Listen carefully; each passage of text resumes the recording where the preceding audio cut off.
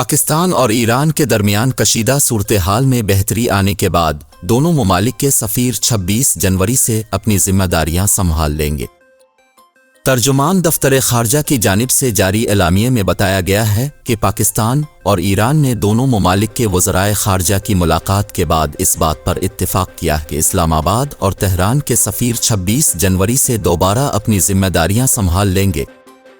दफ्तर खारजा के तर्जुमान की जानिब से जारी बयान में ये भी कहा गया है कि निगरान वज़ीर खारजा जलील अब्बास जिलानी की दावत पर ईरानी वज़ीर खारजा हुसैन अमीर अब्दुल्लायान 29 जनवरी को पाकिस्तान का दौरा करेंगे।